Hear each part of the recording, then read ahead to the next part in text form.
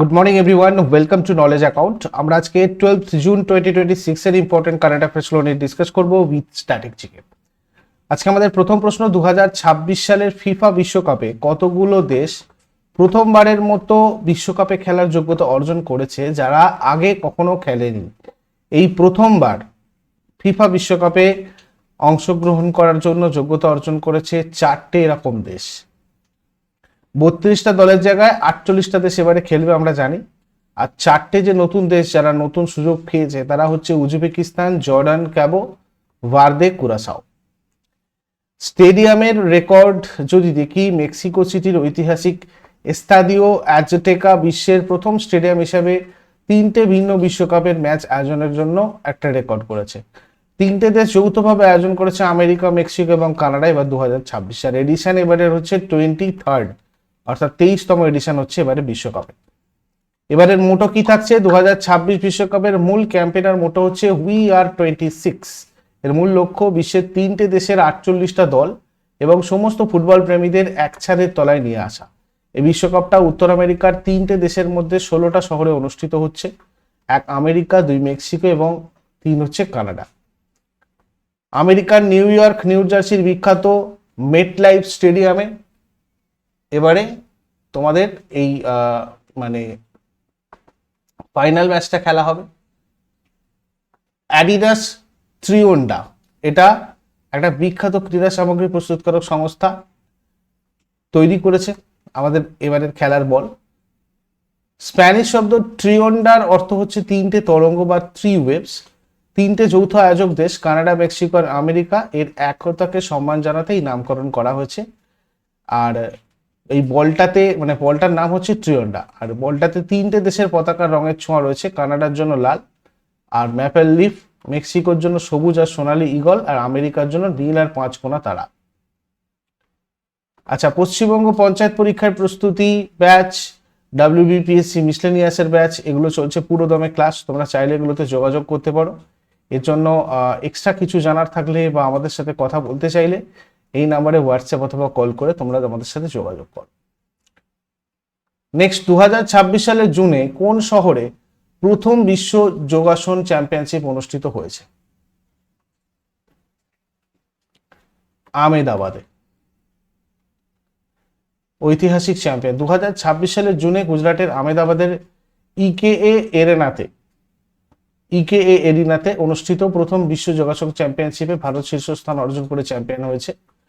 মেডেলের রেকর্ড যদি দেখি, প্রতিযোগিতাতে ভারতীয় দল অসাধারণ পারফরমেন্স করে মোট 114টা মেডেল জিতেছে, যার মধ্যে রয়েছে 102টো সোনা, 9টার উপর 3টে ব্রোঞ্জ। 5 দিন ব্যাপী চলা এই মেগা ইভেন্টে বিশ্বের 79টা দেশের মোট 522 জন অ্যাথলেট অংশ নিয়েছিলেন। টপ 5 কান্ট্রিজ হচ্ছে: 1 ইন্ডিয়া, গোল্ড পেয়েছে 102টো, টোটাল 114টা। 2 নম্বরে জাপান, গোল্ড 3টে, টোটাল 11টা। 3 নম্বরে আর্জেন্টিনা, টোটাল 5টা। সিঙ্গাপুর টোটাল 7টা, গোল্ড 2টো। আর নেপাল গোল্ড 1টা, টোটাল 52টা পদক। এবার 2026 সালের 10ই জুন ভারতের দীর্ঘতম একটানা দায়িত্ব পালনকারী নির্বাচিত প্রধানমন্ত্রী হওয়ার ঐতিহাসিক রেকর্ড কে গড়েছেন? নরেন্দ্র মোদী।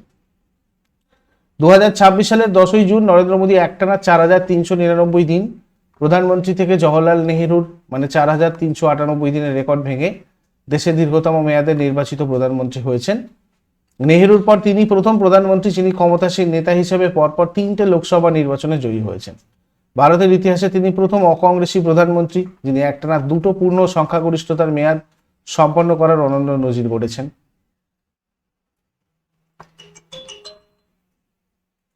কে ইন্দ্রপ্রস্থ গ্যাস লিমিটেডের নতুন ম্যানেজিং ডিরেক্টর হিসাবে দায়িত্বভার গ্রহণ করেছেন? কুমার শঙ্কর। IGL কোম্পানিটা 1998 সালের 5ই ডিসেম্বর প্রতিষ্ঠিত হয়েছিল। এটা ভারতের একটা শীর্ষস্থানীয় সিটি গ্যাস ডিস্ট্রিবিউশন কোম্পানি। এটা মূলত গেল India limited, Bharat petroleum corporation limited এবং দিল্লি সরকারের একটা যৌথ উদ্যোগ। এই সংস্থার সদর দপ্তর বা হেডকোয়ার্টার ভারতের নয়াদিল্লিতে রয়েছে। এটা মূলত ভারতের জাতীয় রাজধানী অঞ্চল দিল্লি, নয়ডা, গ্রেটার নয়ডা, গাজিয়াবাদ, গুরুগ্রাম এবং মিরাটের মতো বড় শহরগুলোতে সিএনজি এবং পিএনজি গ্যাস সরবরাহ করে। যানবাহনের জন্য পরিবেশ বান্ধব সিএনজি এবং বাড়িঘর আর বাণিজ্যিক প্রতিষ্ঠানের রান্নার জন্য পাইপলাইনের মাধ্যমে প্রাকৃতিক গ্যাস সরবরাহ করা এই কোম্পানির প্রধান কাজ। এরপর 2026 সালের জুনে পাঞ্জাবের রাজ্যপাল বনওয়ারিলাল পুরোহিত নিচের কোন বিখ্যাত শিক্ষামূলক ও সাংস্কৃতিক প্রতিষ্ঠানের নতুন সভাপতি হিসেবে নির্বাচিত হয়েছেন? ভারতীয় বিদ্যা ভবন।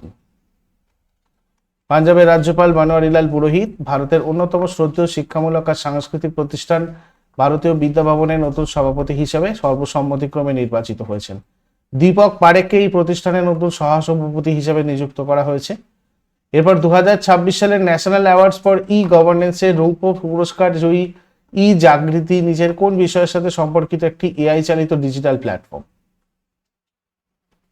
উপভোক্তা বা ক্রেতাদের অভিযোগ প্রতিকার ব্যবস্থা। উপভোক্তা বিষয়ক মন্ত্রক দ্বারা তৈরি কৃত্রিম বুদ্ধিমত্তা বা এআই চালিত platform e Jagriti national awards for e governance 2026-এ মর্যাদাপূর্ণ রৌপ্য পুরস্কার জিতেছে। দেশের উপভোক্তাদের অভিযোগ প্রতিকার ব্যবস্থাকে সম্পূর্ণ কাগজবিহীন, স্বচ্ছ এবং আধুনিক করতে 2025 সালের 1 জানুয়ারি এই সমন্বিত ডিজিটাল প্ল্যাটফর্মটা চালু করা হয়েছিল। এরপর 2026 সালে উত্তরপ্রদেশ সঙ্গীত নাটক একাডেমি লখনৌতে আয়োজিত বিশেষ সমাবর্তন অনুষ্ঠানে মোট কতজন বিশিষ্ট শিল্পীকে সম্মানিত করেছে? 51 জন।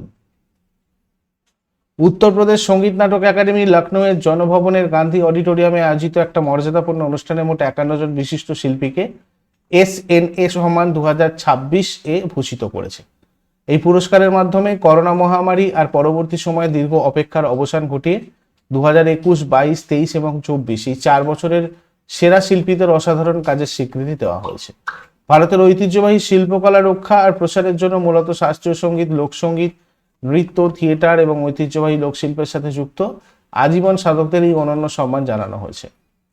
এরপর 2026 সালের জুনে ভারতের কোন রাজ্য থেকে বিখ্যাত জিআই ট্যাগপ্রাপ্ত তেজপুর লিচু প্রথমবারের মতো দুবাইয়ে রপ্তানি করা হয়েছে? আসাম। ভারতের বাণিজ্য আর শিল্প মন্ত্রকের অধীনে থাকা সংস্থা অ্যাপেডা হাত ধরে এই প্রথম ভৌগোলিক স্বীকৃতি বা জিআই ট্যাগ পাওয়া তেজপুর লিচু দুবাইয়ে রপ্তানি করা হয়েছে। 2026 সালের 7 জুন উত্তর পূর্ব ভারতের আসাম রাজ্য থেকে এই ঐতিহাসিক লিচুর চালানটা পাঠানো হয়েছে বিদেশে।